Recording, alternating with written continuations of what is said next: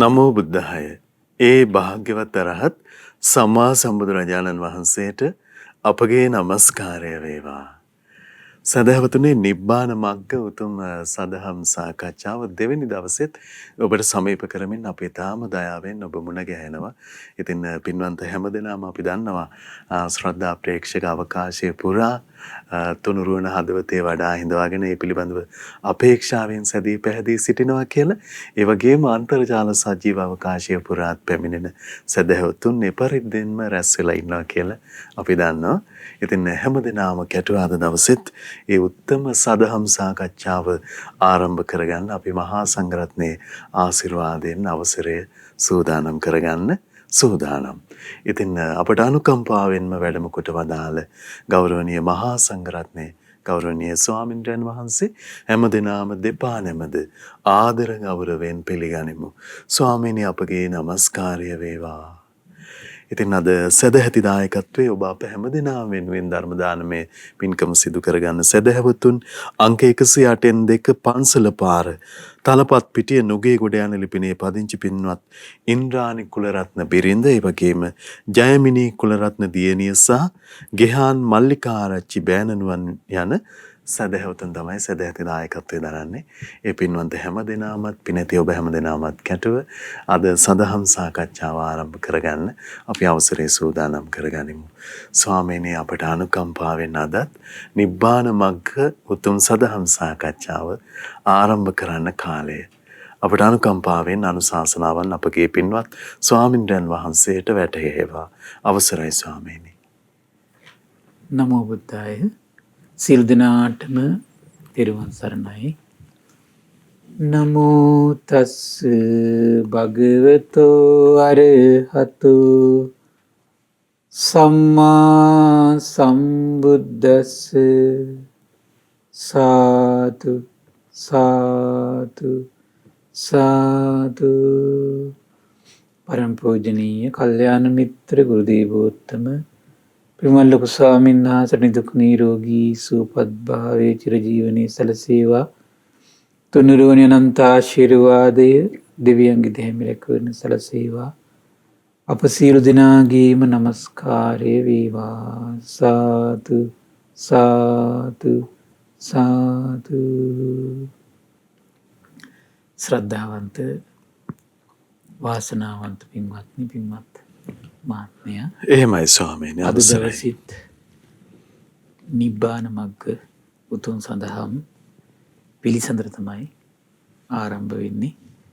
ඉතින් අද දවසේ නම්බර 108 පන්සල පාර තලපත් පිටිය නුගේගොඩ යන ලිපිනේ පදිංචි පින්වත් ඉන්ද්‍රානි කුලරත්න බිරිඳ, ඒ වගේම ජයමිනී කුලරත්න දියණිය සහ ගෙහාන් මල්ලිකාරච්චි බෑණනුවන් එක රාශී වෙලා තමයි මේ උදාර ධර්ම දාණය ලෝකෙටම එහෙමයි ස්වාමීනි. බාධාවක් නැතුව ලෝකෙටම සේවා කියන අදහසින්. අහන කට්ටිය අඩු වෙන්න පුළුවන්. නමුත් ඒගොල්ලන්ගේ හිත නේද? එහෙමයි ස්වාමීනි. එක්කෙනෙක් දෙන්නෙක් කවර වෙලා නැහැනේ. එහෙමයි. විශාල පිරිසකට.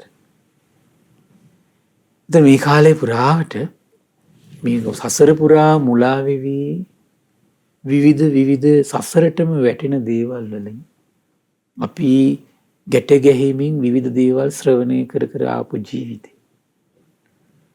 එහෙමයි. මං හිතන්නේ මේ කන් දෙකෙන් නියම ප්‍රයෝජන ගන්නවා කියන්නේ ධර්ම ශ්‍රවණය කිරීම තමයි. මොකද අපි සසරේ කෙලෙස් වලින් ගැට ගැහෙන දේවල් අසමින් කෙලෙස් වලින් ගැට ගැහිමින් ආපු සසර තමයි සුලභ. එහෙමයි. අපට මේ සසරේ කෙලෙස් බැමි ලිහන දෙයක් ශ්‍රවණය කරන්න කන්යොමන්නයි අපට බැරි වුණේ. එහෙම නේද? එහෙමයි ස්වාමීනි. සමහරලාට අනිත් සත්වයාගේ සිත් තුළ කෙලෙස් බැමි හට ගන්න දේවල් තමයි අපි මෙතුවක්කල් කන් වලින් අහන්න දුන්නේ. ඔන්න මේ ජීවිතේ අපිට භාග්‍යයක් උදා වුණා. කොහොමද? කෙලෙස් බැමි ලිහන දෙයක් දෙව් මිනිස් ලෝකයට අහන්න සලසන්න පුළුවන්. එහෙමයි ස්වාමීනි. ඒ පින කෙසේ ඇද්ද? ස්වාමීනි, උදාාර විමුක්තියක් නිදහසක් සිත්වල ඇති කරන්න ඒක නේද? එහෙස. කල්පනා කරලා බලන්න චුට්ටන්නේ. එහෙමයි. දැන් බලන්න තමන්ගේ ගුරුවරයාගේ වැරදි පුංචි පණිවිඩයක් නිසා පුංචි පණිවිඩයක් නිසා. කල්ප ගානක් නිරේ විඳින පාපයකට මේ සම්බුද්ධ ශාසනයේ 80 මහා ශ්‍රාවකයන් වෙන්න ආපු උත්තමයෙකුට සිදු වුණේ නැද්ද? එහෙමයි. ඒ පුංචි පණිවිඩයකින් කන් වලට දීපු පුංචි පණිවිඩයකින් පුංචි ඇසුරකින් කල්ප ගානක් නිරේ පැහැෙන දෙයකට පෙළඹෙව්වා. එහෙම පොළඹවපු කෙනා සර්වඥයන් වහන්සේගේ එක වචනකින් අර කල්ප ගානක් මේ නිරේ දුක් විඳින දුක අවසන් කරන්න හේතු කරේ නැද්ද? එක බණපදයක අසිරිය. එහෙමයි. එහෙනම් මේ බණපදයේ අසිරිය කෙසේ ඇද්ද? මේ ධර්ම දේශනා මාලාවේ අසිරිය කෙසේ ඇද්ද? අර එක බණපදයකින් කල්ප ගානක් නිරේ දුක් විඳින්න හිටපු උත්තමයාගේ හිත වෙනස් කළේ නැද්ද? එහෙමයි ස්වාමීනි. අර දුකත් අවසන් කළා සම්පූර්ණ ජරා ව්‍යාධි මරණ ශෝක පරිදේව සියලු දුක් දුම්නස් අවසන් කරගත්තා එක බණපදයකින්. මට හිතුණා ඉතින් අඟුලිමාලයන් වහන්සේ ඒ වගේම පිනක් එහෙනම් සසරේ කරලා ඇති. කරලා ඇති. එහෙමයි. අසත්පුරුෂ ඇසුරකින් ලැබිච්ච අසත්පුරුෂ වචනකින් මුලා වුණත් නැවතත් ඒ මුලා භවෙන් නිදහස් වන කල්යාණ මිත්‍රය මුණ ගැස්සුවා.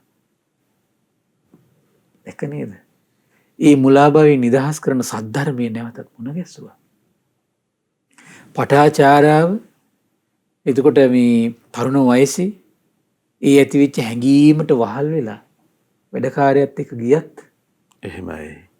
ඒ වැඩකාරයත් අන්තිමට අහිමි වෙලා සැමියත් අහිමි වෙලා දරුවෝ දෙන්නත් අහිමි වෙලා දෙමව්පියොත් අහිමි වෙලා සිහි කරලා ඉන්නකොට නැවතත් ආපහු සම්මා සම්බුදුරජාණන් වහන්සේ මුණ ගැසුවේ නේද? අමෘත බණපද දෙසවන් වලට ශ්‍රවණී වුනේ නැද්ද? එහෙමයි. ජීවිතේ වෙනස් කළේ නැද්ද? එහෙනම් ඒ සසරේ කරපු මේ වගේ උදාහරණ පිනක ප්‍රතිඵලයක්. ඒකයි කියන්නේ කොච්චර වැරදුනත් මං හදවතින් නම් මේ ජීවිතේ ධර්ම දානය කරන්නේ. හදවතින් නම් තමන්ට සසරදී මේ හදවතින් කරන ධර්ම දානමේ පිනේ ආනිසංසි තමයි කල්යාණ මිත්‍රාය මුණ ගැසෙන. එහෙමයි. ආයි මම්මුලාවේ ආයි මුණ ගැසෙන. ස්වාමීනි මේ පිනේ උදාරත්වය පිනේ උදාරත්වයේ රාගෙන් ආයයි වෙලි. ආයි රාගෙන් නිදහස් කරන දහම මුණ ගැසෙන. එහෙමයි. අම්බපාලිය පුංචි වයසේ ඉඳලාම රාගයෙන්මනේ එතකොට ජීවත් වුනේ. එහෙම රාගයෙන් වෙලි වෙලි හිටපු අම්බපාලියටත් තථාගතයන් වහන්සේ මුණ ගැස්සුවා. දැක්ක නේද? ඇයි රාගෙන් ගිනි ගන්න හිත් සසරදී රාග ගින්නෙන් නිවන බණපද කියන්නේ නැති. ද්වේෂ ගිනි ගන්නෙන් හිතන සිත්වලින් යුතු අයගේ හිත්වල ද්වේෂ ගිනි නිවන දහම පවසන්නේ නැති. එහෙමයි.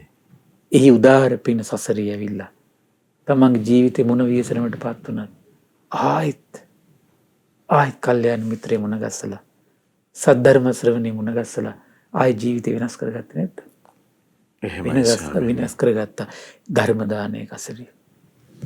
ඒ නිසා මේ ධර්ම දාන දෙන පිරිසට අපි හිත පහදව ගන්නයි අපි කරුණ සිහිපත් කළේ. ඒතර අපි ඊ දවසේ පින්වත්නි විශේෂයෙන්ම නිවන් මඟ නමින් විශේෂයෙන්ම එතකොට දැන් ඊ දේශනාවෙන් උදටම පැහැදිලි මෙතන නිවන් මම කියන්නේ පංච උපාදානස්කන්ධේ නිර්වුල් කර ගැනීම නිවන් මගමයි කියන කාරණේ ඉස්මතු වෙන්න ඊ දවස් හොඳටම ඇති කෙනෙකුට නුවණ තියෙන කෙනෙකුට.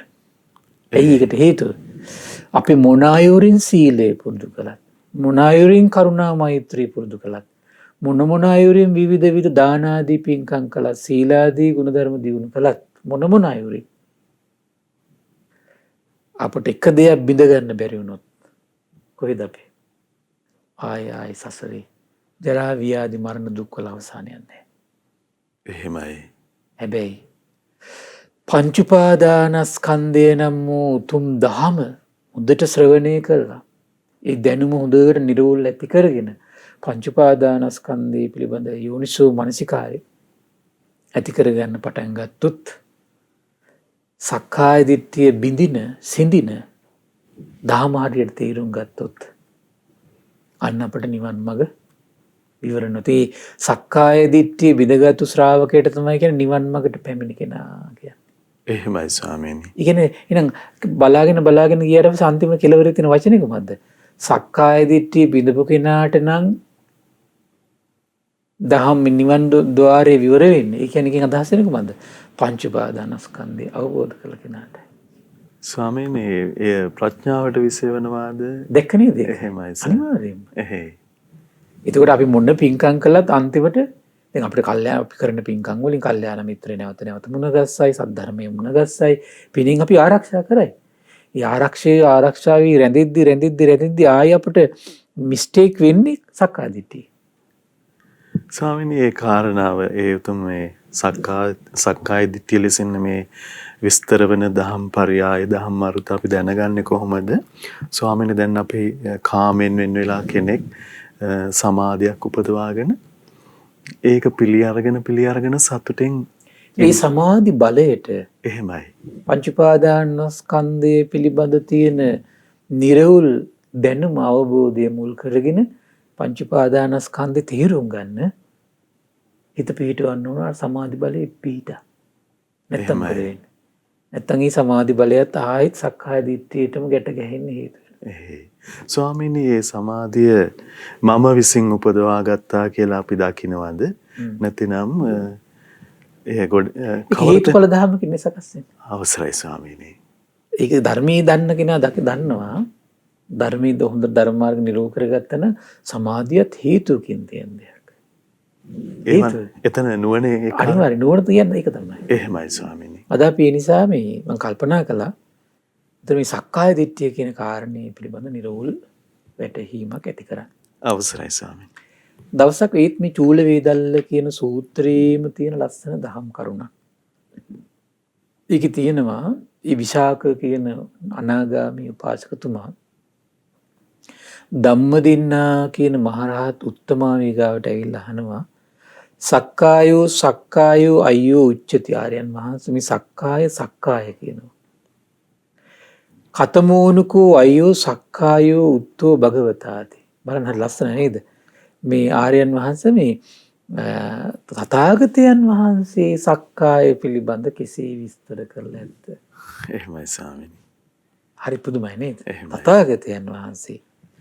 අනිත් පස්සේ ධම්මදින්න මහරහත් උත්තමව දේශනා කරනවා පංචකෝ ඉමේ විශාක උපාදානස්කන්ධා සක්කායෝ උත්තෝ භගවතා. අන්න මේ පංච උපාදානස්කන්ධයට තමයි මේ සක්කාය කියන වචනේ පාවිච්චි කරන්නේ. දැක්ක නේද දැන් ඒකට? එහෙමයි ස්වාමීනි. ඒතර සක්කාය නිරෝධ කරගන්නව නම් එයාට නිරෝධ වෙනව කොහොමද? පංච උපාදානස්කන්ධය. පංච උපාදානස්කන්ධය නිරෝධ වෙනකොට සක්කාය නිරෝධ වෙනවා. සක්කාය නිරෝධ වෙනකොට අන්න සක්කාය දිට්ඨිය නිරෝධ වෙනවා. තේරුම් ගන්න පුළුවන්කම තියෙනවා. සිඳින්න හැකියාව ලැබෙනවා. සක්කාය දිට්ඨිය බිඳගත්තු කෙනා රාග දේශ මොහ කොහොමද උපරිම ජීවිත හතකද නැති කර ගන්නවාමයි. එහෙමයි ස්වාමීනි. නැති කර ගන්නවාමයි. එහෙමයි. රූප උපාදානස්කන්ධෝ වේදනූපාදානස්කන්ධෝ සංඤ්ඤූපාදානස්කන්ධෝ සංකාරූපාදානස්කන්ධෝ විඥානූපාදානස්කන්ධෝ ඉමේකෝ ආවුසෝ විසාක පංච උපාදානස්කන්ධා සක්කායෝ බුද්ධෝ භගවතාති. විසාකාවෙනි සියල්ල දන්නා සියල්ල දකිනා භාග්‍යතුන් වහන්සේ විසින් මේ සක්කාය කියන වචනට දුන්නු අර්ථය කුමක්ද? මේ රූප උපාදානස්කන්ධයට කියන නමක්. වේදනා උපාදානස්කන්ධයට කියන නමක්. එහෙමයි ස්වාමීනි. සංඥා උපාදානස්කන්ධ සංකාර උපාදානස්කන්ධ විඥාන උපාදානස්කන්ධයට කියන නමක් තමයි මේ පහටම පොදුවේ කියන නමක් තමයි කොහොමද? සක්කාය. මොන සක්කාය කියන වචනේ දැන් තීරුම් ගන්න එතකොට. එහෙමයි. එතකොට අපි දැන් මේක රූප වේදනා සංඥා සංකාර විඥාන ගැන ඉදිරි සතියේදී අපි තමයි යන්නේ ඉස්සරහට. අද කියන්නේ සක්කාය දිට්ඨිය කියන කාරණේ සම්බන්ධව. එහෙමයි. එතකොට අද මේ කරුණු කාරණාත් එක්ක ඔබට තව තේරෙවි අහෝ මේ පංච උපාදාන ස්කන්ධය නිරවුල්ව තීරුම් ගන්නේ කොච්චර වටිනවද කියලා. මොන්නේ නේද සක්කාය කියන වචනෙට තේරුමක් ආවා. කොහොමද? එතකොට මේ පංච උපාදානස්කන්ධයට කියන නමක්. ඉතින් මේකේ පාලි වචන ටික මතක තියාගන්න පින්වත්නි. රූප උපාදානස්කන්ධ, වේදනූපාදානස්කන්ධ, සංඤූපාදානස්කන්ධ, සංඛාරූපාදානස්කන්ධ, විඤ්ඤාණුපාදානස්කන්ධ. සිංහලෙන් කොහොමද කියන්නේ? රූප උපාදානස්කන්ධය. එහෙමයි. ඒතර සිංහල සමහර කට්ටිය සිංහල වචනේ පාලි වචනේ දෙක පටලවගෙන කල්පනා කරනවා. ඒකයි මම සිංහල වචනේ පාලි වචනේ හරියට නිරූප කරගන්න කියලා කියන්නේ. වේදනූපාදානස්කන්ධ කියන්නේ අපි සිංහලෙන් කියන්නේ වේදනා උපාදානස්කන්ධය. සංඤුපාදානස්කන්ධ කියන්නේ සංඥා උපාදානස්කන්ධය. සංකාර උපාදානස්කන්ධ අපි සිංහලෙන් කියන්නේ සංස්කාර උපාදානස්කන්ධය. එහෙමයි. මේ සංඛාරයි සංස්කාරයි කියන වචනේ අපෙන් අහන සමහර අය මොකද්ද සන්නසී කියලා. සංකාර කියලා වචනයක් අපි අහලා තිනවා, සංස්කාර කියලා වචනයක් අහලා තියෙනවා. එතකොට කිව්වම තමයි තේරෙන්නේ මේ සංකාර කියන්නේ පාලි වචනේ, සංස්කාර කියන්නේ සිංහල වචනේ කිව්වම තමයි එහෙමද කියලා අහන්නේ. ස්වාමීනි. ඒ කියන්නේ ඒකව සමහර කට්ටිය හරියට නිරෝධ කරගෙන නැහැ. එහෙමයි. ඒතර ඕව නිරෝධ කරගත්තේ නැත්නම් ඉතින් ওই වචන ගැන හිතා ඉන්නවනේ ජීවිත කාලෙම තියෙන අපිට. ඉතින් ඉහළ ගමනක් යන්න විදියක් නැහැ යාට. ඊළඟට කියනවා විඥාන උපාදානස්කන්ධ. විඥාන උපාදානස්කන්ධය. අපි එතකොට මේ රූප උපාදානස්කන්ධ වෙනම දවසක් කරගෙන කතා කරනවා. ස්වාමීනි. එහෙමයි. පිළිවෙලටනේ අපි මේ ගමන යන්න ඕනේ. මම මුල් දවස් දෙකේ උත්සාහ කරන්නේ මේක වටිනාකම තේරුම් ගන්න මේ ධර්ම දේශනා මාලා. එහෙමයි ස්වාමීනි. ඊට පස්සේ ලස්සන ප්‍රශ්නයක් අහනවා සාදු අයෝකෝ විසාකෝ උපාසකෝ ධම්මදින්නාය බික්කුණියා බාසිතං අභිනන්දිත්තා අනුමෝදිත්තා ධම්මදින්නම් බික්කුණින් උත්තරින් පඤ්ඤං ආපොච්ච. මම මේ පාලි වචනට කියන හේතුව බලන්න මේ දහම් පදයක් අහලා ඒකට උත්තරයක් ලැබුණාම ආර්ය ශ්‍රාවකෙක් අනුගමනය කරන විදිය කොහොමද කියන්නේ? සාදු අයෝති. අනේ ආර්යයන් වහන්සේ සාදු සාදු. එහෙමයි ස්වාමීනි. දැක්ක නේද? සතුටු වෙලා අනුමෝදන් වෙලා තව ප්‍රශ්නයක් අහනවා කියලා. සක්කාය සමුදයෝ අය්‍යෝ උච්චති. කතමෝනුකෝ අය්‍යෝ සක්කාය සමුදයෝ උත්තෝ භගවතා. භාග්‍යතුන් වහන්සේ මේ සක්කාය හටගන්නවා කියලා කියනවා. භාග්‍යතුන් වහන්සේ මේ සක්කාය හටගන්නවා කියන කාරණේ කොහොමද පැහැදිලි කරේ? එහෙමයි. අන දේශනා කරනවා යායන් ආවසෝ විසාක තණ්හා. යම් මේ තණ්හාවක් ඇද්ද පෝනෝ භවික පුනර්භවය ඇති කළ දෙන. කියන උපත පිණිස කර්ම සකස් කරන්න අනුග්‍රහ කරන. එනම් මේ හිත ඇතුලේ ඉපදීම පිණිස චේතනා නිර්මාණය කරන්නේ කවුරු විසින්ද? තමන් විසින් නෙමෙයි කරන්නේ. තණ්හාව විසින්. ස්වාමීනි එහෙමයි. දැක නේද? අපි දේශයට අනුව අපි හිතනෝනේ දැන් කෙනෙකුට කියනවා දේශයට අනුව හිතා ඉන්න එපා කියලා. ඇත්තටම එයා නෙමෙයි හිතා ඉන්නේ.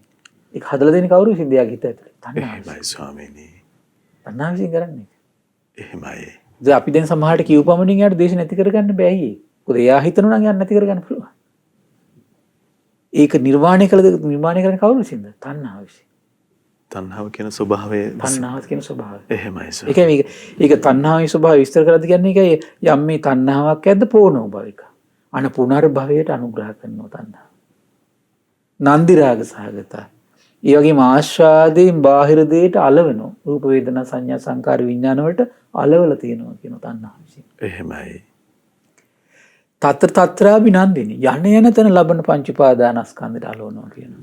දැන් අපි මනුස්ස ලෝකෙ ඉඳගෙන මේ තිරිසන් සතෙක් දැකලා හිතනවා අනේ අනිච්චං කියලා අපි හිතනවා. හරිද? දැක්කත් අපි පිළිකුල් කරනවා. අපි ඒ වගේ සතෙක් වෙලා ඉපදිද්ද දවසට මොකද වෙන්නේ? අපි අනේ ඉක්මනට මැරිලා වෙන තැනක උපදින්න කියලා අපි මැරෙන්න ඔළුව දෙනවද? දෙන්නේ නැහැ. ඒ ජීවිතේට ඇලුම් කර ඒ ජීවිතේ රකින්න හරියට මෙහාට දුව ඉන්නේ නැද්ද? ඒක පිළිගන්නවා සතුට. එහෙමයි ස්වාමී. ඒක කරන්නේ කවුරු විසින්ද? එයාගේ මිහිත තුළ තියෙන තණ්හාව විසින්. එහෙමයි. දැන් නිරේ උපදිනවා. අපි දැන් නිරේ ගිනි දැල් ගැන කියද්දි අයියෝ අනිච්චං කිය ඉන්නවා. දැන් නිරේ උපදිනවා අපි. නිරේ ඉඳලා අච්චර දුක් විඳත් ගිනි දැල් පෙනෙද්දි හරියට දුව මෙහාට දුව තමන්ගේ ජීවිතය රැක ගන්න මහන්සි ගන්න. එහෙමයි. එතකොට ඒ යන තැන සතුටින් පිළි අරගෙන තියන්නේ කවුරු සින්ද? තමන්ගේ මාධ්‍යාත්මයේ තියෙන තණ්හාව විසින්. එයා කොච්චර නීච ධර්මයක්ද දැක්ක නේද? තණ්හාව විසින් හැම තිස්සෙම මේ රූප වේදනා සංඥා සංකාර විඥාන ජීවිතේ සතුටින් පිළි අරගෙන බැසගෙන ಗುಣ කියා ඒ ගැන කතා කර වාසය කරන. එහෙමයි. වාසය කරන. ස්වාමිනී සංසාරිකව සත්වයා කොතරම් මේ අසරණද? ස්වාමී. අසරණද? අන්න දේශනා කරනවා. සේයති ඉදං කාම තණ්හා භව තණ්හා විභව තණ්හා. ත්‍රි කියන තණ්හාව කාම තණ්හා වශයෙන් තියෙනවා, විභව තණ්හා වශයෙන්, විභව තණ්හා වශයෙන් තියෙනවා කියනවා. අයංකෝ ආවුසෝ විසාක සක්කාය සමුදයෝ. මේ අපේ ජීවිතය තුළ තියෙන රූප වේදනා සංඥා සංකාර විඥාන කියන මේ පංච උපාදානස්කන්ධයක් අපිට තියෙනවා. ඒ පංච උපාදානස්කන්ධෙටම ආයෙත් අපේ ජීවිතේ ඇලුම් කර ඒකටම තණ්හාවෙන් බැඳි පවතින ස්වභාවයට කියනවා සක්කාය සමුදය කියලා. ස්වාමීනි අවසරයි. සක්කාය සමුදය කියලා කියන්නේ ඒකට තමයි. එහෙමයි. කොහොමද? දැන් බලන්න තමන්ගේ ආධ්‍යාත්මය තුල නැවත ආයයි මේ රූපෙට බැඳලා ඉන්නේ. මේ රූපෙටම ආය ඇලුම් කර ඉන්නේ නැද්ද? මේ රූපෙටත් ඇලුම් කරන සතර මහා ධාතු වලින් හටගත්තු තව රූප වලට ඇලුම් කර ඇතුළ තියෙන්නේ නැද්ද බලන්න. එහෙමයි. ඇතුළ දිහා හොඳට බලන්න. ඇලුම් කර බැඳි පවතිනවා. අපි සැප දුක් විපේක්ෂා විදීම වලට බැඳිලා ඉන්නේ. තවත් මේ ඇලුම් කර බැඳීමයි මොහොතක් පාසා ගත වෙන්නේ. මුණ ගැහෙන හැම අවස්ථාවෙම දැක නේද? එහෙයි ස්වාමීනි. බැඳි පවතින අන්නේ යන ස්වභාවයට කියනවා සක්කාය සමුදය කියලා. වහන මේ හිත ඇතුලේ හටගන්න මානසික ස්වභාවයක් වචන වලින් දෙව මිනිස් ලෝකයට කියලා දෙන හැටි. එහෙමයි ස්වාමීනි. දැන් බලන්න මේ හැම එකක්ම තේරුම් ගන්න කරගන්න නම් එයාට ඉස්සෙල්ලම කොහොමද වෙන්න ඕන? පංච උපාදානස්කන්ධේ නවුල් වෙන්න ඕන. සක්කාය කිව්වේ කොහොමකටද? පංච උපාදානස්කන්ධෙට. ඉතින් පංච උපාදානස්කන්ධේ තමන්ගේ ආධ්‍යාත්මික තණ්හාවෙන් ගැට ගැහෙන ස්වභාවයට කොහොමද කියන්නේ? සක්කාය සමුදය කියලා. සක්කාය නිරෝධය කියන්නේ කොහොමද? ඊට කියන සක්කාය නිරෝධෝති අය්‍යෝ උච්චති කතමෝනකෝ අය්‍යෝ සක්කාය නිරෝධෝ උත්තෝ භගවතාති. ආර්යයන් වහන්සේ සක්කාය නිරෝධය කියලා කියනවා. සක්කාය නිරෝධය කියලා කියන්නේ කොතකින්ද? යෝකෝ ආවසෝ විසාක තස්සායේ තණ්හා යම් මේ ආධ්‍යාත්මයේ තියෙන තණ්හාවක් ඇත්ත. රාගය හට ගන්න ස්වභාවයක් ඇත. දේශී මෝහය ඔක්කොම උපද්දලා දෙන්නේ කොහොමද? තණ්හාව විසින්. එහෙමයි ස්වාමීනි. අන්නේ තණ්හාව ඔන්න එයා දුරු කරන්න පටන් ගන්නවා දැන් ටික ටික. දුරු කර අපි මොන ඔන්න එයා විකාල භෝජනෙට ආසයි. තවල් 12න් පස්සේ කන්න ආසයි. ඊට පස්සේ අපි තුන් ඒ ආසාව ඔන්න අතහරින සිල්පදයට ඇවිල්ලා. එහෙමයි. විචිත්‍ර ඇඳුම් අඳින්න ආසයි. ඒක නා වුණ පැවිදි වෙලා 300 විතරක් දරාගෙන විචිත්‍ර ඇඳුම් වල තියෙන ආසාව අතහරිනවා. ඔය විදිහට සිල්පද වලට පැමිණීම මොකද කරන්නේ මේ? යම් තණ්හාවක් දුරු කරනවා. එහෙමයි ස්වාමීනි. ඉන්ද්‍රිය দমনය කර යම් තණ්හාවක් දුරු කරනවා. ඊළඟට ආහාරයේ මාත්‍රා පුරුදු කර යම් තණ්හාවක් දුරු කරනවා. නිදි වරවරා යම් තණ්හා සංයෝජනයක් ගලවලා දානවා. ওই විදිහට තණ්හා සංයෝජන විවිධ බුදුරජාණන් වහන්සේ දේශනා කළ විවිධ උපක්‍රම ඔස්සේ යෝනිසෝ මනසිකාරයේදී තණ්හාව දුරු කර වාසය කළා. දවසක් එනවා තණ්හාව ඉතුරු නැතුව නිරුද්ධ වෙලා යන දවසක්. සාදු ස්වාමීනි. එහෙමයි. දැක නේද? අන්නේ දාට මොකද වෙන්නේ? පංච උපාදානස්කන්ධ නිරුද්ධ වෙනවා කියන්නේ දාට. නිරුද්ධ වෙනවා කියලා කියන්නේ මොකද්ද? දැන් මේ තියෙන රූපේ පිහිටා අපි රූපය සකස් කරගන්න අපේ ආධ්‍යාත්මය සකස් වෙනවා. සාමාන්‍ය ස්වභාවය. ඉස්සර දේශනාවලින් ගොඩක් විස්තර කරනවා. එහෙමයි. හැබැයි මේ නිරෝධ වුණාට පස්සේ මොකද වෙන්නේ? මේ රූපේ පිහිටා ආය රූපයක් අල්ලන්න සකස් වීමක් නැහැ. ඇයි? මේ රූපයේ කෙරෙහි තියෙන තණ්හාවත් නිරුද්ධ කරගෙන ඉන්නේ. ආය තව රූපයක් අල්ලයිද? එහෙමයි. මේ ජීවිතේ විඳීම් තේරුම් අරගෙන අවබෝධ කරගෙන විද්‍යාව පහළ කරගෙන මේ විඳීම් කෙරෙහි තියෙන තණ්හාව නිරුද්ධ කරගෙන ඉන්නේ. ඒක ආය විඳීමක් අල්ලයිද? නැහැ. එහෙමයි. මේ ජීවිතයේ හඳුන ගන්න දේවල් අවබෝධ කරගෙන ඒ කෙරෙහි තියෙන විද්‍යාව පහළ කරගෙන අන්න ඒ කෙරෙහි තියෙන යම් රාගයක් ඇද්ද, නන්දි රාගයක් ඇද්ද, තණ්හාවක් ඇද්ද ඒක ඉතර නැතුව නිරුද්ධ කරගෙන ඉන්නකොට ආයි සංඥාවකට අල්ලගන්නේ ඒක සංඥාවක් නේ. එහෙමයි ස්වාමීනි. අන්න බලන්නතර සක්කාය නිරෝධය සිද්ධ වෙන්නේ කොහොමද? තණ්හාව ඉතුරු නැතුව නිරුද්ධ වීමත් එක්ක.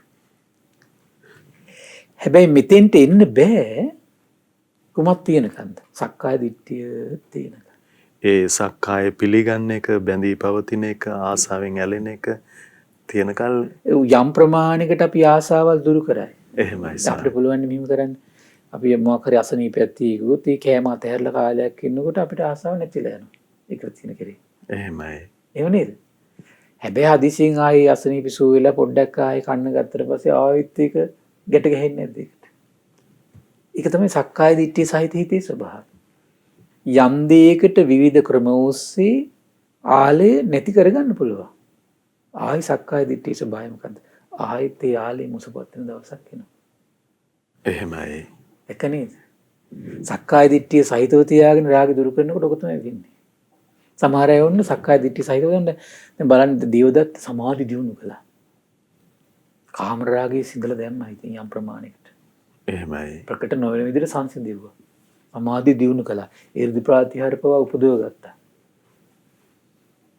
හැබැයි සක්කාය දිට්ඨිය සහිතයි. ආයෙත් මොකද වුනේ? මෙන්න බුදුරජාණන් වහන්සේත් එක්ක වෛරය ඇති කරගෙන අර සක්කාය දිට්ඨිය දළු දාලා වැඩිලා අර සමාධි බල ඔක්කොම නැති වෙලා ලාභ සත්කාර කීර්ති ප්‍රශංසාවට අහු වෙලා ආයෙත් යා නිරේට ගෙනිච්ච නේද? එහෙමයි ස්වාමීනි. අන්න සක්කාය දිට්ඨිය ස්වභාවය තමයි. ආත්ම වශයෙන් ගන්න එක දෘෂ්ටියක් විදිහට තියෙනකොට යම් යම් කරුණු කාරණා ඔස්සේ අපි සංසිඳුවගෙන දමනය කරගෙන හිටියත් දෘෂ්ටිය තියෙනවා නම් ආයෙත් රූපේ වෙලාගෙන දලුලාල විඥානෙ වැඩිලා ආයෙත් රූපයක්ම පතනවා. එහෙමයි ස්වාමීනි. ලේසි නෑ. එහෙයි. අන්නේ කියන සක්කාය දිට්ඨිය තමයි ඊළඟට විග්‍රහ කරන්නේ. කොහොමද දේශනාවේ තියෙනවා ඊට පස්සේ අහනවා මේක තව ප්‍රශ්න අහනවා මම මේ අවශ්‍ය ප්‍රශ්නේ විස්තර කරන්න ඕන නිසා වෙලාව ගන්න ඕනනේ. එහෙමයි ස්වාමීනි. අපිට දැන් අපිට අවශ්‍ය වෙන්නේ කොටසනේ. එහෙයි. කතම් පණීය සක්කාය දිට්ඨි හෝති. සක්කාය දිට්ඨිය කියන්නේ කොතකින්ද කියලා. ඔන්න ලස්සනට අහගන්න මේ විස්තරي. මම මේ විනාඩි දැන් 20වත් අපිට 3ක් විතර තියෙන මේ තුනේම මේ සක්කාය දිට්ඨිය කියන වචනේ තමයි මේ අපේ හිත ඇතුලේ තියෙන සංයෝජනයක් ගැනයි ඔබට ප්‍රකට කරවන්නේ. එහෙමයි. බුද්ධ වචනේ. ඒක දැන් හිත ඇතුලේ තියෙන සංයෝජනයක් කියන්නේ කොහොමද? බන්ධනය. සියුම්ම තියෙන බන්ධනය. එතකොට කොහේ දිහාද බලන්න ඕන දැන් මේක? මේ බණපද කියද්දි. අනිත් එක්කෙනාගේ හිත දිහා නේ බලන්න. තමන්ගේ හිත දිහා. එහෙමයි ස්වාමීනි. මේ කියන ස්වභාවය තමන්ගේ හිතේ තියෙනවද? මේ කියන දෘෂ්ටිය තමන්ගේ හිතේ තියෙනවද? තියෙනව නම් දැනගන්න අන්නේ දෘෂ්ටියට තමයි කියන්නේ සක්කාය දිට්ඨිය කියලා. ඒ දෘෂ්ටිය තියාගෙන ගුණ සම්පත් වඩනවා. හැබැයි අනුතුරු තියෙන හතර පායට යන්න පුළුවන්. එහෙමයි ස්වාමීනි. ඒ නිසා මේ දෘෂ්ටිය නැති කරගෙන ගුණ සම්පත් වැඩුවොත් හතර පායට යන්නේ නැහැ. ඒතර මේ දෘෂ්ටිය නැති කරන විදිය අපි ඊට දේශනාවෙන් තමයි කරන්නේ. මේක දැන් මේ තියෙන කාල වේලාවත් ගන්න කරන්න වෙන්නේ නැහැ. එහෙමයි. ඒක එතකොට මේ දෘෂ්ටිය හටගන්නේ අයෝනිසෝ මනසිකාරය. ඔය තයෝදම සූත්‍රය පැහැදිලිවම තියෙනවා. අයෝනිසෝ මනසිකාරයයි කුම්මග්ග සේවනයයි චේතසෝ ලීනත්තා. එතකොට මේ රූප වේදනා සංඥා සංකාර විඥාන මුල් කරගෙන දැන් අපි කෙනෙක් දැක හිතනකොට ලස්සන කෙනෙක් දැක්ක කියලා. එහෙමයි ස්වාමීනි. අපි එතකොට එයාගේ සිහි කරන්නේ මොනවද? අපේ හිතට සතුට ගන්නවන දේ විතරයි මේ පුද්ගලයාගේ අපි සිහි කරන්නේ හැමදෙස්සෙම. සිහි කර කර අර රූපේටම අපේ හිත ආයයි ගැට ගැහෙන ස්වභාවයක් නැද්ද? විහිතේ ස්වභාවයක නේද? ඒ බැස ගන්නවා ස්වාමීනි. අන්න බැස ගන්න. එහෙමයි. අන්න බැස ගන්නවා. අන්න ඒකට තමයි කියන්නේ අයෝනිසෝ මනසිකාරය. ඒ කියන්නේ ඒතර අයෝනි රූපේ පිළිබඳ ආස්වාදනීය විදියට ඒ හැඟීම පමණකින්ම ඒ හැඟීම හිත හිතා ඒකට යෙදෙන ස්වභාවයට කියනවා අයෝනිසෝ මනසිකාරය. එහෙමයි ස්වාමීනි. ඒ අයෝනිසෝ මනසිකාරයෙන් ඊළඟට හිතේ ඇති වෙන හැඟීම මොකක්ද දන්නවද? මෙන්න මේක කොහොමද? ඔන්න විස්තර කරනවා. රූපං අත්තනෝ සමනුපස්සති. දැන් යා ඔන්න ඒ කෙනා පුතජන කෙනානේ. පුතජන කෙනා දැන් ඔන්න ධර්මය අහලා නැහැ. ශාස්ත්‍රුන් වහන්සේ මුණ ගැහිලා නැහැ. ශාස්ත්‍රුන් වහන්සේගේ ධර්මය අහන්න ලැබිලත් නැහැ. තේරෙනව නේද? එහෙමයි. අන්න එතකොට කියන අරියාණං අදස්සාවි අරිය ධම්ම සකෝවිදු. අරිය ධම්මේ අවිනීතෝ. එතකොට යා මේ සක්කාය දිට්ඨි කතා, මේ රූප වේදනා සංඥා සංකාර කතා, මේ රූපය හැදලා තියෙන සතර මහා ධාතු හතර එක මොකක්වත් නෑ යා. එහෙමයි. එයා හැමතිස්සෙම රූපෙ දිහා බලන්නේ එක යුනිට් එකක් විදියට. අපි දැන් ෆෝන් එකක් දැක ගමන් වුණත් අපිට එකපාරට අර ෆෝන් එකේ සම්පූර්ණ ගැජට් එකටම අපේ හිත පහදිනවනේ. මොකද ඔක තියෙන දේවල් බැලුවොත් මොනවද තියෙන බලන්න. උඩ වීදුරු තහඩුවක් තියෙනවා, යට පැත්තේ නිකල් තහඩුවක් තියෙනවා. ඕකේ ඇස්සේ පුංචි යකඩ තහඩු කෑලි එහෙමයි ඕනේ සර්. තියෙන්නේ නේද? ඊට පස්සේ ඕවට එකතු කරලා දානවා තව ඔය මේ software කියලා ටිකක් දානවා. ඕව ටික නෙවෙයි තියෙන්නේ. එහෙමයි. ඒතර ෆෝන් එක දිහා යුනිට් එකක් විදිහට බලනකොට හැමතිස්සෙම උට ආසාවුනේ උපදින්නේ. එහෙමයි ඒ වගේ සර්. තමයි රූපයක් උන. රූපේ උනත් අපි හැමතිස්සෙම යුනිට් එකක් විදිහට ඒ දිහා බල ඒකේ ආස්වාද සිහි කරන්න ඒකට ගැට ගැහෙද්දි අපිට නිකන් හිතෙන්නෙම ඒක ස්ථිරවම පවතින එකක් කියලා. එහෙමයි ස්වාමීනි. ඒ ආස්වාදයේ එක්ක ජීවත් වෙන්න උනහම දැක්ක නේද? පාට් වශයෙන් අරන් බලන්න ගියන් තමයි මේ කෙස් විතරක් අරන් බලන් ගත්තොත් ඒ මොකද වෙන්නේ? මේ කෙස්වල උන ආදීන පේන්නේ මේක ඉදින ස්වභාවයෙන් යුක්තයි, දිරණ ස්වභාවයෙන් යුක්තයි. කම ගත්තොත් එහෙම වැලි වැටෙන ස්වභාවයෙන් යුක්තයි.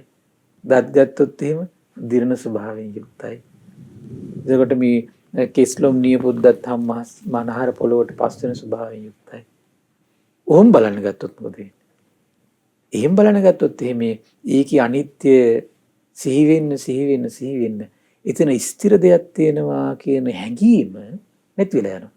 එහෙමයි ස්වාමීනි. ආස්වාදයෙන් අරක දිහා බලන්න ඒක ආසාවෙන් ගැට ගැහෙන්න මේක ස්ථිර තියෙන දෙයක් විදිහටමයි හිතට හැමතිස්සෙම පෙන්눔 කළ දෙන්නේ.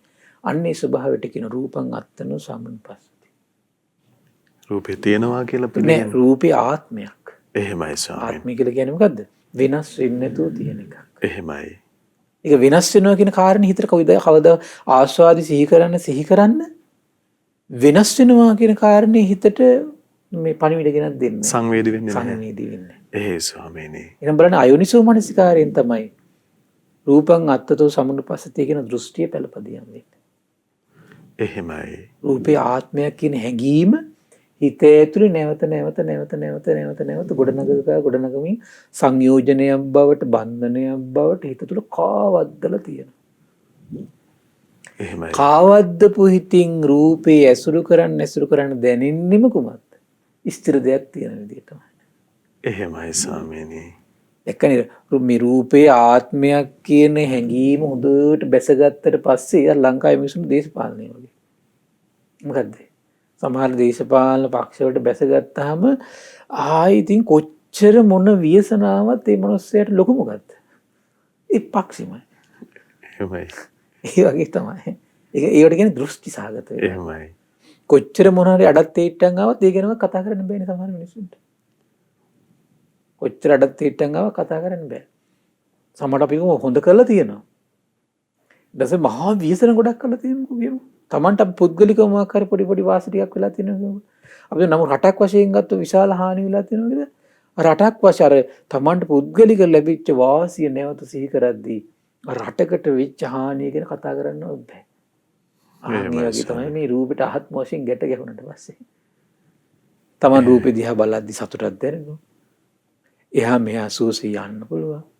හරි හම්බ කරගෙන යමක් කන්න පුළුවන්. තමන්ගේ කණික් කට්ටි තමන්ගේ රූප දිහා බලලා ඉල්ල සතුටු වෙලා කතා කරනවා. ඒ චුට්ටි ආස්වාදනීය කරුණු ටිකෙන් යට වුණාට පස්සේ රූපෙ ලෙඩ වෙලා මාස ගණන් අවුරුදු ගණන් එකට වැටිලා එක තැන වැටිලා තියෙනවා. ඒත් රූපේ අනාත්මයි කියලා හිතට යන්නේ. ආස්වාද මාත්‍රයෙන් හිත ඇතුළට සේන්දු වෙලා ගැට ගැහිලා සංයෝජනයක් විතර තියෙනවා රූපේ ආත්මයි කියලා. දැක්කනේ අයෝනිසෝ මනසිකාරයෙන් රූපේ ආත්ම රූපං අත්තනෝ සමනුපස්ස රූපේ ආත්මය කියන හැඟීම හිත ඇතුළේ බැසගෙන තියෙනවා. ඒක වෙන්නේ අයෝනිසෝ මනසිකාරය. රූපේ දිහා ආස්වාදයෙන් බලන්න. ඒකට තව සපෝට් කරනව කුමග්ග සේවනයේ. අපි තුගේ තමන්ගේ වැරදි මඟ සේවනය කරනවා. තමන් ඇසුරු කරන පිරිස ඇසුරු කරන දක්වන අදහස්. එතකොට ඒ අදහස් වලින් මොකද වෙන්නේ? සමහරට ඒකට තව පෝෂණය වෙන්න කරුණු සපයනවා. එහෙමයි ස්වාමීනි. අපි තුන් දැන් තමන් අද ඇසුරු කරන කෙනෙක් ආර කියන කොච්චර ලස්සනද මෙහිමයි කියලා වර්ණනා කරන්න ඒක බලපාන්නේ දරයාගේ හිතට. එයා ඒකේ තවදුරටත් බැස ගන්න. එහෙමයි. ඒතකොට එහෙම බැස ගන්න මොකද වෙන්නේ? සිත පුළුල් වෙන්නේ. බන්ධන වලින් ගැට ගැහෙන එකට කියනවා චේතසෝ ලීනත්. හිත හැකිලෙනවා. එහෙමයි ස්වාමීනි. බන්ධනයකින් ගැට ගැදන් බලන්න තරුණ දරුවෝ සමහරවල් තරුණ කාලේ යම් සම්බන්ධතා හදා ගන්නවා. එතකොට ප්‍රේමයෙන් බැඳිලා ගැට ගැහිලා යනවා. ගැට ගැහුණාට පස්සේ පුළුවන් ද ළමයට අර අනිත් ළමයාගේ වැරද්දක් හරි කියලා දෙන්න පුළුවන්ද? බෑනේ. එන හිත මොකද වෙලා තියෙන්නේ? එහෙමයි අන්න එකට සර්. කියන චේතසොලීනත් හැකිලිලා තියෙන. එහෙමයි. ඇත්ත කියලා පහදලා දෙන්න බෑ යට. දැක්කනේ රූපෙට රාගෙන් ගැට ගැහෙන්නේ කුම්මග්ග සේවනයටත් යොමු වෙනවා. කුම්මග්ග සේවනයේ මායයකටත් ගැට ගැහෙනවා. ඒකට චේතසොලීනත් සිත හැකිලෙනවා. හැකිලෙන්න මොකද වෙන්නේ? සක්කාය දිට්ඨියෙන් බැස ගන්න. රූපං අත්තතෝ සමනුපස්සති කියන අදහසින් බැස ගන්න. රූපේ තියෙනවා ආත්ම රූපේ වශයෙන්. ආත්මයක් එහෙමයි ස්වාමීනි. ස්ථිරව පවතින. පවතිනවා. අපේක්ෂා මේක ජරාවට පත් වෙනවා කියලා අදහස ඔලුවට එන්නේ. එහෙමයි දැන් සර්. කල්පනා කරලා බලන්න ඔබේ දවසකට කී සැරයක් මේ රූපේ ජරාවට පත් වෙනවා කියලා ඔබට හිතෙනවද කියලා අරමුණු කරනවද කියලා සමහර එක සැරයක්වත් නැහැ. ඇයි ඒ? ඒ තරම් කුමක්ද දෙන ඔබේ හිතේ තුල දෙන කුමක්ද? රූපේ ආත්මය කියන හැඟීම ඔබේ හිතේ තියෙන. එහෙමයි ස්වාමීනි. බලන්න මහා බෝසතාණන් වහන්සේට සතර පෙර නිමිති යම් දවසක දැක්කද? දැක්ක දවසේ ඉඳලා දැනුනේ ඒක තමයි. මොකද්ද? අහෝ මේ රූපේ ජරාවට පත් වෙනවා. අහෝ මේ රූපේ ලෙඩ වෙනවා. අහෝ මේ රූපේ මැරෙනවා. අර උත්තමයා සීවරයක් දරාගෙන විකල්පයක් වෙනවා. මහත් විකල්පයක් වෙනවා. එහෙමයි. යම් දවසක සතර පෙර නිමිති ජරාව පෙන්නුවාද එදා ඉඳලා තිබුණ නෙක්කම් හිතේදී පහළ වුණේ. රූපෙට ඇලි සක්කාය දිට්ඨිය වැඩෙන ප්‍රතිපදාවක් අයෝනිසෝ මනසිකාරයක් නෙවෙයි හිතේ ගොඩ නැගුණේ. සක්කාය දිට්ඨිය නිදහස් වෙන ප්‍රතිපදාවක් යෝනිසෝ මනසිකාරයක් ඇති වුණේ. එහෙමයි. ආදීනමය ප්‍රකට වුණේ. එනම් මහා පුණ්‍ය බලයක් තියෙන්න ඕන යෝනිසෝ මනසිකාරයෙන් උපදින්න. එහෙමයි ස්වාමීනි. දැක්කනේ යෝනිසෝ මනසිකාරය මේ සුළු අරමුණක් අනිත්‍යයටපත් වෙන සුළු අරමුණක් දැකීමෙන්ම ඒක හිතේ රැව් පිළිරැව් දිදී තියෙන්න නම් ඒකට මහා පුණ්‍ය සංස්කාරයක් තියෙනවා. එහෙමයි. ඒකට මේ යෝනිසෝ මනසිකාරයට පිනෝපකාර වෙනවා කියලා අපි නිදිකණ්ඩ සූත්‍රයේදී බොහොම ලස්සනට පැහැදිලිව අපේ දන්සභාවන්ට අපි කතා කරා. එහෙමයි. ඒක නේද? මේ මහා පුණ්‍යවන්තයෝ දානයෙන් සීලයෙන් සංයමයෙන් දමනයෙන් පිම්පිරු උත්තමයන් හිත ඇතුලේ රූපේ පුංචි ආදීනමක් දකිද්දිම තමන්ගේ හිත ඇතුලේ දෝංකාර දෙනවා මේ රූපෙට මේක වෙනව නේද කියලා. එහෙමයි. දැක්ක නේද? සක්කාය දිට්ඨිය දුරු වෙන ප්‍රතිපදාව යෝනිසෝ මනසිකාරය. සක්කාය දිට්ඨිය වැඩෙන ප්‍රතිපදාව තමයි මේ අයෝනිසෝ මනසිකාරය. රූපං අත්තතෝ සමනුපස්සති. ඒ විතරක් නෙමෙයි. රූපවන්තම් වාත්තාන. රූපේ ආත්මයක් විතර බැසගෙන තියෙන එක සක්කාය දිට්ඨිය. එහෙමද බලන්නේ සක්කාය දිට්ඨියෙන් ගැට ගැහුණාට පස්සේ ආයි රූපය ගැන ආස්වාදයේම සිහිවි රාගෙම බැස ගන්නවා මිසක රූපේ ආදීනව සිහිවි රාගෙ දුර වෙන කල්පනාවක් ඇති වෙන්නේ නැහැ. එහෙමයි සර්. සක්කාය දිට්ඨිය බැසගත්තට පස්සේ ආයේ රාගයටම යට වෙලා යනවා. නැද්ද බලන්න? ස්වාමීනි. ස්වාමීනි දැන් අපේ හිතවල අනේ රූපේ නම් හරිය ලස්සනයි. මටත් ඒ වගේ රූපයක් ලැබෙන්න ඕනේ කියලා මේ පවතින දුවන්කාරය. දැක්ක නේද? ලස්සන කෙනෙක් දැක්ක ගමන් අපට ටක් ගාලා හිතෙන්නේ මොකද්ද? අනේ මටත් ඒ වගේ කෙනෙක් වෙන්න නැත්නම්. එහෙමයි සර්. ඒ කියන්නේ එහෙම සිතුවිලි පහළ වෙන්නේ. ඒ ආසාව ඇති වෙන කුමක් නිසාද? රූපය ස්ථිරයි කියලා හිතේ හැඟීම තියෙන නිසාද අස්ථිරයි කියලා හැඟීම තියෙන නිසාද? ස්ථිරයි කියලා. එහෙමයි. දැන් බලන්න සක්කාය දිට්ඨියෙන් රාග පෝෂණය වෙන්නේ නැහැටි. එහෙමයි ස්වාමීනි. සක්කාය දිට්ඨියෙන් රාග පෝෂණය වෙන්නේ නැහැටි. එහෙමයි. දැක්ක නේද? රූපං අත්තනෝ සමනුපස්සති රූපවන්තං වාත්තානං. ඒ විතරක් නෙමෙයි හිතේ හැඟීමක් තියෙනවා. මේ රූපෙන් හටගත්තු ස්ථිර සදාකාලික තැනක් දෙයක් කොහේ හරි තැනක තියෙනවා කියලා. ඒකයි සමහර කට්ටිය එහෙනම් මේ වගේ රූපයක් වෙන්න ඕන කියලා පතන්නේ කුමක් නිසාද? ඒ රූපය ස්ථිරයි සදාකාලිකයි කියන දෘෂ්ටියත් එක්ක තමයි යම් රූපයක් පතන්නේ. එහෙමයි ස්වාමීනි. කවදාවත් නිකලස් මුනිවරේ රූපයක් පතනවද? නැහැනේ. එහෙමයි. ආරි ශ්‍රාවකෙක් රූපයක් පතයිද? නැහැනේ. පතන්නේ. තාම මාර්ගයේ ඉන්නෝ ඊළඟ රැස් වෙන පුණ්‍ය සංස්කාර වලට ඉතින් ආයෙ ඉපදුනොත් පතන්නේ.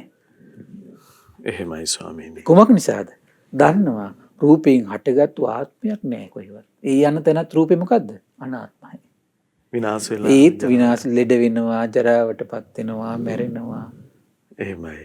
මේ සීතල රස්නේ ඉදිරියේදී වෙනස් වෙලා යනවා කියන අවබෝධය තියෙනවා. මෙතන තියෙන්නේ කුමක්ද? රූපයෙන් හටගත්තු ආත්මයක් තියෙනවා කියලා. රූපයක්ම පතනවා. රූපෙටම රාගින් යට වෙනවා. ඒ රූපයක්ම පතපතා හිතින් ප්‍රාර්ථන පින සමහර පිනක් කළත් පතන්නේ සමහර විට. එහෙමයි. හරි පුදුමයි. දැන් ඔබට හිතෙන්න මහතර හිතෙන්න පුළුවන්. ඒතර 80 මහා ශ්‍රාවකයන් වහන්සේලා ඒතර භාග්‍යතුන් වහන්සේ එතකොට මේ සම්බුද්ධත්වයක් ගැන හිතලා ඒතර අර වගේ ශ්‍රාවකෙක් මට වෙන්නේ නැත්නම් රූපයක් නේද පතලා තියෙන්නේ කියලා. කට්ටිය ප්‍රශ්න කරන්න පුළුවන් නේද? ඔව් ස්වාමීනි එහෙමයි. නෑ ඔබ බලන්න රූපයක් නෙවෙයි පැතුවේ. එහෙමයි. රූපයක් නෙවෙයි පැතුවේ. කොහොමද පැතුවේ? මේ වගේ මහා මුනිවරයෙක් වෙලා දෙව් මිනිස් ලෝකයට පිහිට වෙන්නේ නැත්තම්. එහෙමයි ස්වාමීනි. මේ වගේ ශාස්ත්‍රූන් වහන්සේ නමක් මේ වගේ ආරි මුනිවර ශ්‍රාවකයෙක් වෙන්න මට නැත්තම්. එහෙමයි. කෙලිස් සහිත ජීවිතේ නෙවෙයි වෙන්නේ. එහෙමයි ස්වාමීනි. ශ්‍රේෂ්ඨ අරමුණක් තිබ්බේ. තේරුණා නේද? ඒක අපි හැමතිස්සෙම කියන්නේ මේ ධර්මයේ කියද්දි මේ අනේ මට චතුරාර්ය සත්‍ය අවබෝධ කරගෙන සසර දුකින් ඈතර වෙන්න ඕන කියන අදහස තියාගන්න කියලා කියන්නේ. එහෙමයි. ඒකට ඔහු රූපයෙන් නෙමෙයි බතලා තියෙන්නේ. කොහොමද? ශ්‍රේෂ්ඨ පැතුම කොහොමද? චතුරාර්ය සත්‍ය අවබෝධය පතලා තියෙන්නේ. කල්යාණ මිත්‍ර ආශ්‍රය පතලා තියෙන්නේ. පින් කර කර ඒක පතන්න කියන්නේ ඒකට. එහෙමයි. රූපයෙන් නෙමෙයි පතන්නේ. අමා මහ නිවන. රූපවන්තම් වාත්තාන අත්තනිවා රූපං. ඒ වගේම තමයි කියනවා මේ ස්ථිර සදාකාලික දෙයක් මේ ලෝකේ තියෙනවා. ඒකේ ඇතුලේ තමයි ඒකට යටත් වෙලා තමයි මේ රූපේ පවතින්නේ කියලා හැඟීමක් හිර වෙලා තියෙනවා කියන හිතේ. තවත් විදිහකට පෙරලිලා තවත් දෘෂ්ටියක් ඒක. එහෙමයි ස්වාමීනි. ඒකත් එක්ක තමයි ඔය මේ ਸਰව බලධාරී සංකල්පෙන්නේ. එහෙයි ස්වාමීනි. ඇයි මේ ਸਰව බලධාරී කියන කෙනා එයා ස්ථිර කෙනෙක්. එයා තමයි මේ රූපේ මෙව්වේ.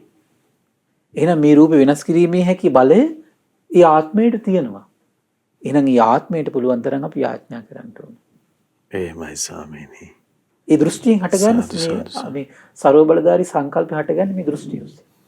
එහෙමයි. තේරුණා නේද? දෘෂ්ටියෙන් හටගත්ත එකක් ඒක. ස්ථිර දෙයක් තියෙනවා. ඒ ස්ථිර දේ ඇතුලේ තමයි මේ රූප ටික පවතින්නේ.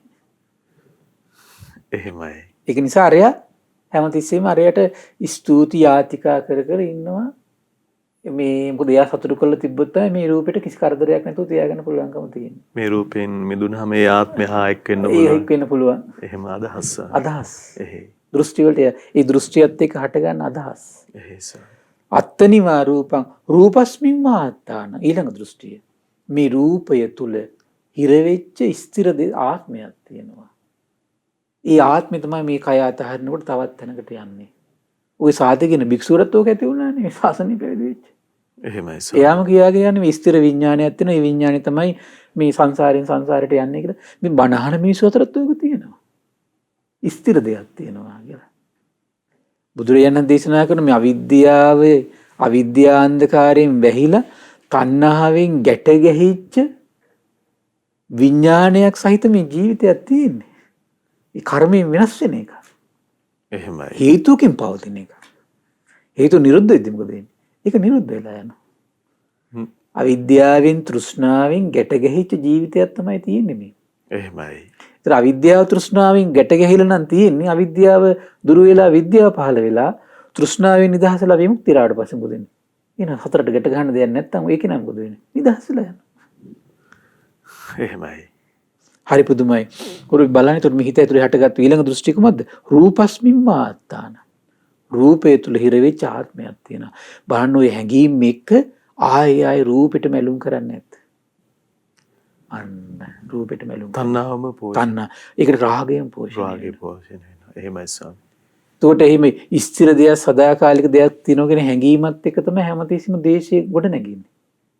දැන් අපිට කවුරු හරි ගැහුවට පස්සේ ඇතිවෙන දුක ස්ථිරයි කියන හැඟීමත් එක්ක මේ පෙරලා අනිත් එක්කෙනාට ගහලා මරලා පරිගන්න හිතන් ඉන්නේ. එහෙමයි ස්වාමීනි. අනිත් එක හැඟීමත් එක්ක නෙමෙයි. දැක්ක නේද? එහෙයි.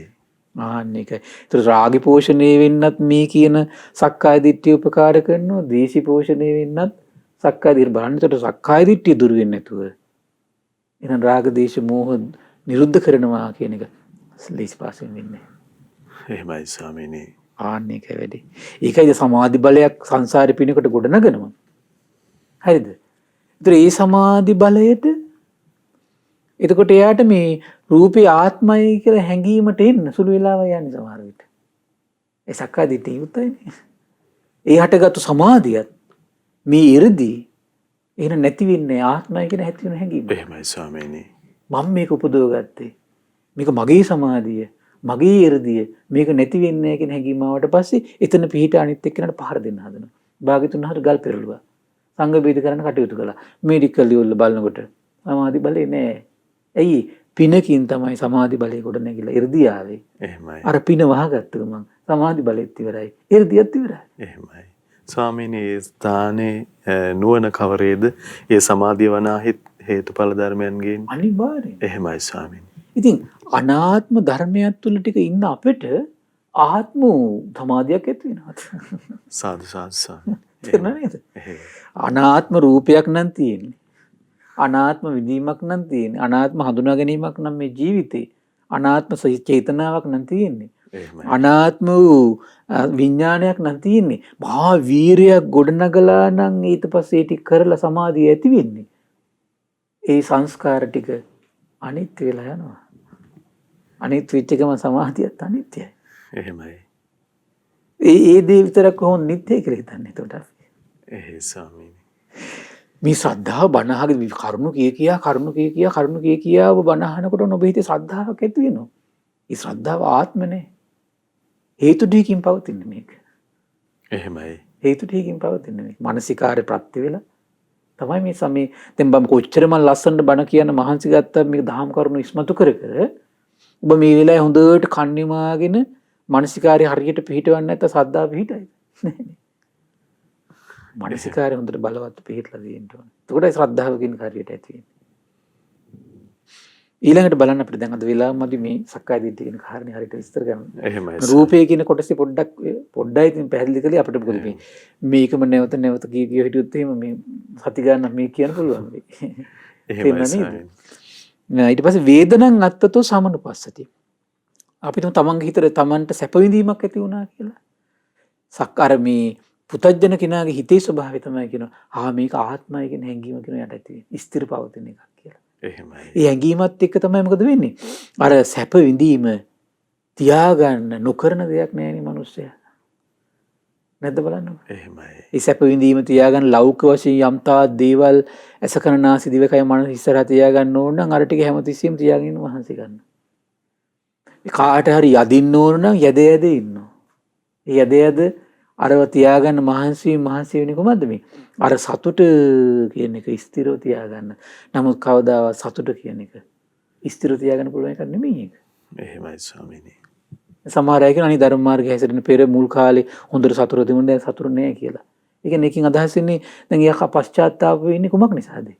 සතුට ආත්මය කියලා හිතන් හිටපු නිසා. වේදනාව සර්. විඳීම. එහෙමයි ස්වාමීනි.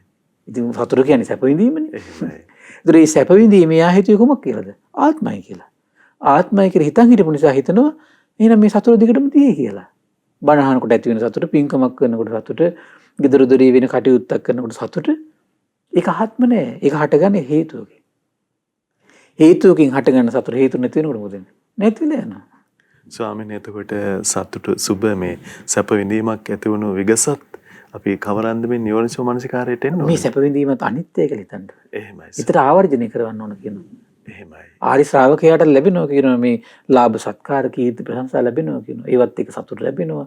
එතකොට මොකද වෙන්නේ? ඒව අනිත්‍ය වශයෙන් සිහි කර කර හිතට අරමුණු කර කර ඉන්නවා කියනවා. එහෙමයි ස්වාමීනි. ඒ වගේ තමයි. එහෙනම් මේ අපේ ජීවිත තුළ ඇති වෙන මේ සෑම ගුණ ධර්මයක්ම නිත්‍ය නෑ. හේතුකින් හටගන්නේ. හේතු නැතිවීමෙන් නැතිලා යනවා. නැතිලා යනවා. එහෙනම් විඳීම ආත්මය කියන හැඟීමත් එක්ක තමයි අපි දුක හටගන්නේ අපිට. ඒ විඳීම කෙරෙහිම නැවත චන්දරාගය උපදින එක මං නිසාද? ආත්මය කියන හැඟීමත් එක්ක. ඒ විඳීම තියාගන්න නැවත අප්‍රමාණ මහන්සියක් ගන්න එක මං පිළිසද? ආත්මය කියන හැඟීමත් එක්ක. විඳීම නෙමෙයි අපට දැනෙන ෆීලින් එක නෙමෙයි අපි ස්ථිර තියාගන්න මහන්සි ගන්න ඕන. අපි හැමතිස්සෙම ගුණධර්මයක හිත රඳවන්නයි අපි මහන්සි ගන්න ඕන. එහෙමයි. සද්ධාවේ හිත රඳවන්න, වීරියේ හිත රඳවන්න, සතියේ හිත රඳවන්න, සමාධියේ හිත රඳවන්න, ප්‍රඥාවේ හිත රඳවන්න තමයි අපි මහන්සි ගන්නවා. සමහරලාට සද්ධාවේ හිත රඳවන්න බැරි වෙයි. ඒ වෙලාවට ප්‍රඥාවේ හිත රඳවන්න මහන්සි ගන්නවා. එහෙමයි. අපි ගොඩක් අය ඉල්ලන්නේ කොහොමද? සතුටේ තමයි හිත රඳවන්න මහන්සි ගන්න. එහෙමයි. ධර්මයේ තුල එහෙම කන්නේ. එහෙමයි ස්වාමීනි. ධර්මයේ ඒක සමාධියක් නැතුන සමහර කට්ටියන්, ශ්‍රද්ධාව නැතුන සමහර කට්ටියක් කන්ට. තේරෙනව නේද? ඒ ශ්‍රද්ධාව විතරක් නෙමෙයි අපිට දියුණු කරන් තියෙන්නේ. වීරිය දියුණු කරන් තියෙනවා. සිහිය දියුණු කරන් තියෙනවා. සමාධිය දියුණු කරන් තියෙනවා. ප්‍රඥාව දියුණු කරන්න තියෙනවා. තේරෙනව නේද? එහෙමයි. ශ්‍රද්ධාවයි සමාධිය ඉදිරියේ තමයි ගොඩාක් කට්ටිය අඬන්නේ. ඇයි ඒකට හේතුව? ඒකට හේතුව තමයි ශ්‍රද්ධාව කියන එකේ ලොකු සතුටක් ගෙනත් දෙනවනේ ඉක්මනට. එහෙමයි. සමාධිය කියන එකේ සතුටක් ගෙනත් දෙනවා. ඇත්තටම බලනකොට කට්ටිය ධර්ම මාර්ගෙට නෙමෙයි ආස කරලා තියෙන්නේ කොහොමද? සතුටට. ඒකයි ධර්ම මාර්ගේ වැටෙන අය. ඒ ආපු අය පොඩ්ඩක් ඇත්තන් කඩම් වැටෙන්නේ ඕම ඔය නිසා. එහෙමයි ස්වාමීනි. කොහොමද? සතුටක් ඔය වගේ ගමනක් නිසා. එහෙමයි. ඉතින් අද අපිට මීට වඩා දහම් කරුණු කතා කරන්න වෙලාව මදි. ඒ නිසා මේ පින්වත් සියලු දෙනාටම ආශිර්වාද කරනවා. මේ උතුම් දහම් කරුණු තීරුම් අරගෙන සසර ජීවිතය සුවපත් කරගන්නට මේ පින්වත් සියලු දෙනාට භාග්‍ය උදා වේවා. සාදු සාදු සාදු. එතන උදාර අදීනත්වයක් පිණිස වන ශ්‍රී සද්ධර්මයේ බබලන ප්‍රඥාව පිණිස වන ශ්‍රී සද්ධර්මයේ ඉතින් අද දවසෙත් අපට අනුකම්පාවෙන්ම අපගේ පින්වත් ස්වාමින්වයන් වහන්සේ පෙන්වා වදාලා අප හැමදෙනාට අනුකම්පා කරුණා ඇති ගරුතර මහා සංඝරත්නයේ සමා කොටගෙන හැමදෙනාම වන්දනමාන කරමු. ස්වාමීනි අපගේ নমස්කාරය වේවා. ස්වාමීනි පුණ්‍යානුමෝදනාව පිණිසත් ඊටාම ගෞරවයෙන් ආරාධනා කරගන්නවා. අවසරයි ස්වාමීනි. පින්වත්නි අද දින නිබ්බාන මග්ග උතුම් සදහම් පිළිසඳර සඳහා අනුග්‍රහය දරන්නේ නොම්බර 108 පන්සල පාර තලපත් පිටිය නුගී ගෙනන් ලිපිනේ පද්‍ය පින්වත් ඉන්ද්‍රාණි කුලරත්න බිරිඳ ජයමිනී කුලරත්න දියණිය සහ ගිහාන් මල්ලිකාරච්චි බෑනනුවන්නේ කරාචි වෙලා තමයි මේ උදාර පුණ්‍ය සම්පත්තිය රැස් කරගන්නේ. ඉතින් මේ රැස් වුණු උදාර පින ගටිකාර බ්‍රහ්ම රාජයා සාම්පති සනන් කුමාර බ්‍රහ්ම රාජයා ඒ වගේම ශක්ති විඳුන් විස්කන් දේව්පුතු විරූඩ විරූපාක්ෂ වෛශ්‍රවණ දතරා සතරවරන් රජදරුවන් සෙම්පත් දෙවිවරු ඒ වගේම සුමන සමන් දිව්‍ය රාජයා ආලවක දෙවියන් ජනවසම දෙවියන් මේ පින් අනුමෝදන් වේවා. ශ්‍රී මහා බෝරජානන් වහන්සේ ධාතුන් වහන්සේ සුරකින සියලු දෙවිවරු මේ පින් අනුමෝදන් වේවා. ප්‍රදේශ භාර පළාත් භාර සියලු දෙවිවරු මේ පින් අනුමෝදන් වේවා. ආයුෂයෙන් වරණයෙන් සැපයෙන් බලයෙන් වැඩේවා. දෙවියන්ගේ දෙහිමි රැකවරණය පරම පූජනීය ගුරු දේවයන් වහන්සේට මහා සගරුවනට සදහැවත් ගිහි පිරිසට සලසා දෙත්වා. දෙවියෝද උතුම් ධර්මය අවබෝධ කරත්වා. ඒ වගේම රැස්වුණු උදාර පින පරම පූජනීය ධම්මග විවර කළ ගුරු දේවයන් වහන්සේට ශ්‍රද්ධා මාධ්‍යාලයේ අනුශාසක කළුදෙණියේ සුබෝධි ස්වාමීන් වහන්සේට ශ්‍රද්ධා මාධ්‍යාලය වෙනුවෙන් කැපවෙන මහා සංඝරත්නයට උපාසක දරුවන්ට අනගාരിക මෑණිවරුන්ට මේ පින් අනුමෝදන් වේවා. නිදුක් වේවා නිරෝගී වේවා සුවපත් වේවා. චිරජීවනයේ සැලසේවා කරගෙන යන ශාසනික කටයුතු සුවසේ කරන්නට දිව්‍යෝපකාර කරත්වා. උතුම් ධර්මය අවබෝධ කරන්න වාසනාව උදා වේවා.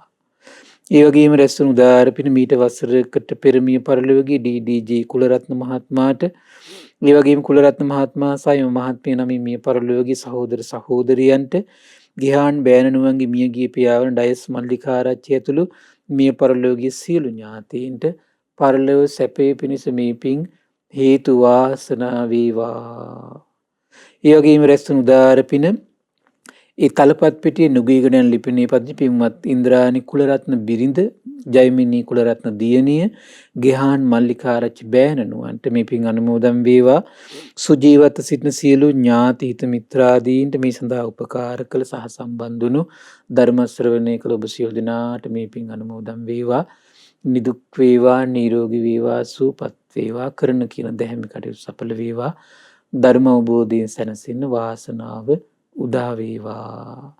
මේ වගේම රැස්වුණු උදාර පින අපගේ පින්බර දෙමව්පියන්ට ධර්මයේ හැසිරෙන්න උපකාර කළා වූ සියලු දෙනාට ඒ වගේම කුඩා කල සිට උපකාර කළ සියලු දෙනාට සියලු ගුරුවරුන්ට ශ්‍රද්ධා කාර්ය මණ්ඩලයේ සියලු දෙනාට ශ්‍රද්ධා මාසික ධර්ම දාන සියලු සමාජිකාවන්ට නිදුක් බව පිණිස නිරෝගී බව පිණිස කරන කියන දැහැමි කටයුතු සඵල වීම පිණිස සසර දුකෙන් එතර වීම පිණිස මේ පින් එකසේ හේතු වාසනා වේවා. සාදු සාදු සාදු. සියලු දෙනාට තෙරුවන් සරණයි. නමෝ බුද්ධාය. එතන අතිශයින්ම උදාර පාරිශුද්ධ පවිත්‍ර බබලන ශ්‍රී සද්ධර්මයේ අපට අනුකම්පාවෙන්ම අපගේ පින්වත් ස්වාමින්වයන් වහන්සේ අද දවසෙත් අප හැම දිනාට පෙන්වා වදාළ ඒ උතුම් ශ්‍රී සද්ධර්මයේ ශ්‍රද්ධා රූපවාහිනිය ඔස්සේ මුළු මහත් ලෝකයේටම අන්තර්ජාල අවකාශයන් ඔස්සේ දායාද කොටගෙන මේ මොහොතේ ධර්ම දානමය පින්කම ලෙසින් අප රැස් කරගත් මහත්ඵල මහානිසංස උත්තම පුණ්‍ය ධර්මය නොවලහාම අපගේ පින්වත් ස්වාමින්ද්‍රයන් වහන්සේටත් අනුමෝදන් වේවා. පුණ්‍යානුමෝදනාවෙන් පින්වන්ත මහ සංඝරුවන සුවපත් වේවා, නිදුක් වේවා, චිරජීවනයේ සැලසේවා. උතුම් චතුරාර්ය සත්‍ය ධර්මයෙන්ම අවබෝධ වේවා. සාදු සාදු සාදු.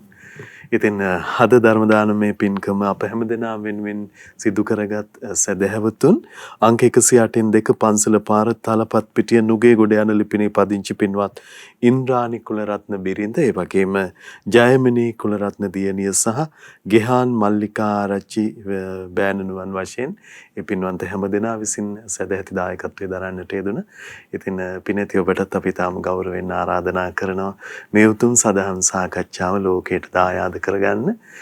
ඔබට අවස්ථාව තිබෙනවා 071 232 88 87 දුරකථන මාර්ගය ඔස්සේ ඒ පිළිබඳව තොරතුරු විමසමින් දැනුම්වත් වෙන්න කියලා ආරාධනා කරනවා. ශ්‍රද්ධා ප්‍රේක්ෂක අවකාශය පුරා අන්තර්ජාල සජීව විකාශනයන් පුරා ශ්‍රී සද්ධර්මයේ ශ්‍රවණය කරන්න පැමුණු සදැහැති පින්වන්ත හැමදෙනාම ගෞරවයෙන් සිහිපත් කරගන්නවා. එමනම් මහා සංඝරත්නයේ ආශිර්වාදයෙන් නැවත ඔබ මුණ ගැහිම අපේ අපේක්ෂාව. ඉතින් මුළු මහත් ජාතියේම සිත, ඇත්තටම තුන් ලෝකයේම සිත ඒ භාග්‍යවතුන් වහන්සේ උදෙසා, තුනුරුවන උදෙසා මුඳුන්පත් වෙනවා නම් මොනතරම් අසිරියක්ද. එසේ වේවා කියලා අපි ප්‍රාර්ථනා කරනවා. හැමදිනාටම සම්මා සම්බුදු සරණයි. නමෝ බුද්ධාය.